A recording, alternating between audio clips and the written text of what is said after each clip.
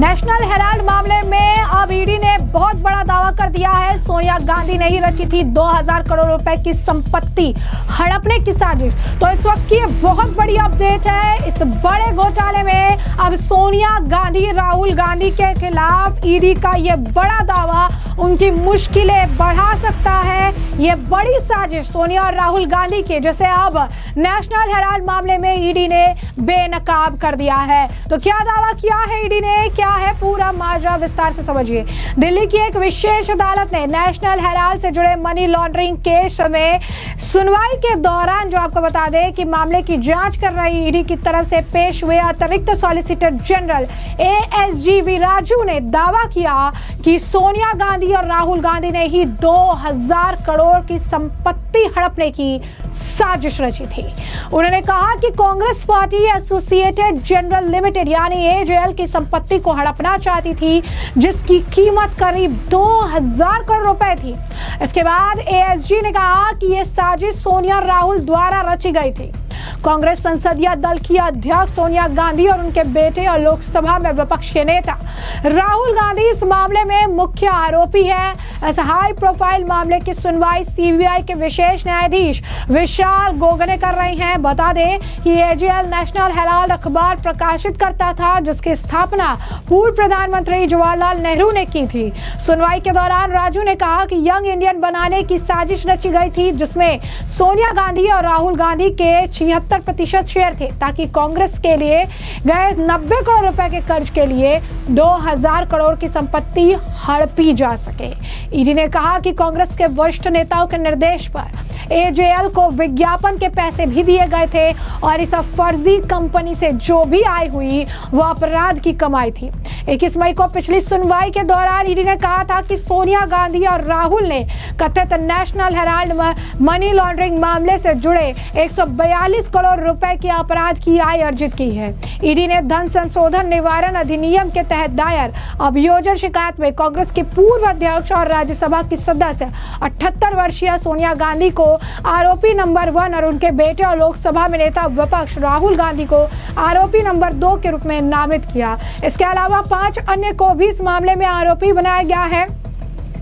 National Herald, AJL, young Indian मामला young Indian के लाभकारी मालिकों और अधिकांश शेयरधारकों द्वारा एसोसिएटेड जनरल लिमिटेड की 2000 करोड़ रुपए की संपत्ति अवैध रूप से हासिल करने के लिए रची गई कथित साजिश से जुड़ा हुआ है। AJL नेशनल हेराल्ड समाचार मंच का प्रकाशक है और इसका मालिकाना हक Indian young Indian private limited के पास है। और अब ईडी के इस दावे से काफी ज्यादा बयानबाजियों का दौर देखने के लिए मिल रहा है। अब इस मामले पर कांग्रेस के और साथ ही साथ बीजेपी के नेताओं की भी प्रतिक्रिया आ रही है। सुनिए, बृजमोहन अग्रवाल बीजेपी के नेता है, क्या कुछ कह रहे हैं वो। नेशनल हेराल्ड का जो मामला है वो पूरे देश के लिए बहुत ही आश्चर्यजनक मामला रहा कि कांग्रेस पार्टी के लोगों ने किस प्रकार से अपनी पार्टी के लिए उस पैसे का उपयोग किया है। पहले CBI ने उसकी जांच की और बाद में ईडी ने उसकी जांच की। अब वो मामला कोर्ट में चलेगा। जिन लोगों ने जैसा किया है वैसा उनको भरना पड़ेगा।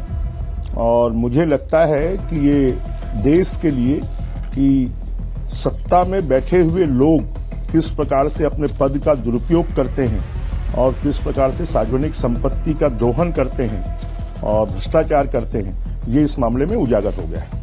लेकिन इसमें आरोपी तो और भी रहे हैं, परंतु कुछ आरोपियों की तो मृत्यु भी हो गई है और अब सोनिया जी और राहुल जी कटघरे में है।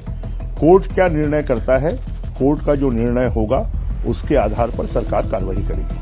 तो जैसे कि आपने सुना, उन्होंने कहा कि एक एक रुपए का हिसाब देना पड़ेगा। बड़ा घोटाला है, जांच होते रहेंगे, कई सारे और चौंकाने वाले खुलासे सामने आएंगे। कई सारे नेता जो इसमें इन्वॉल्व थे अब वो इस दुनिया में नहीं रहे, लेकिन जो है उन्हें इन सवालों का जवाब देना पड़ेगा। वह इस मामले पर कांग्रेस के नेता कुंवर दानिश अली का भी बयान है, क्या कुछ कह रहे हैं वो सुनिए। अरे भाई, कौन सी संपत्ति किस इंडिविजुअल के पास चली गई? AJL, कांग्रेस, वो संपत्ति वहीं की वहीं है। पंडित जवाहरलाल नेहरू ने जो अखबार शुरू किया नेशनल हेराल्ड, आप तो ने दुनिया के अखबार बने। कम से कम उस लेगेसी को कांग्रेस पार्टी जो है, जो आज़ादी के आंदोलन में जिस अखबार ने लड़ाई लड़ी, उस लेगेसी को लेकर के कांग्रेस पार्टी आगे बढ़ रही है। देश की जनता समझ रही है आपके इन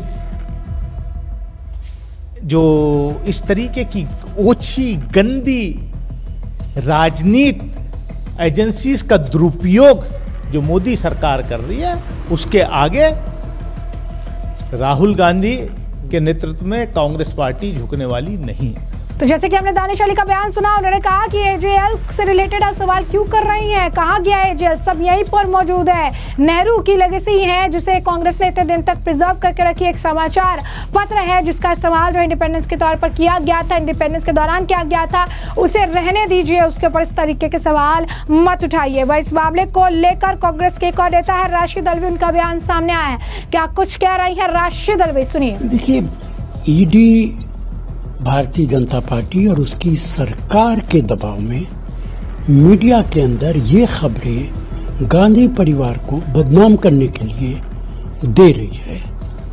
अगर मामला अदालत के अंदर है तो अदालत के फैसले का इंतजार करना चाहिए। अदालत क्या फैसला करता? ईडी को कोई हक नहीं है, कोई इख्तियार नहीं है कि वो इस तरीके के बयानात दे या अपनी फाइंडिंग्स दे या अपने फैसले सुनाए। फैसले सुनाने का हक सिर्फ अदालत को है।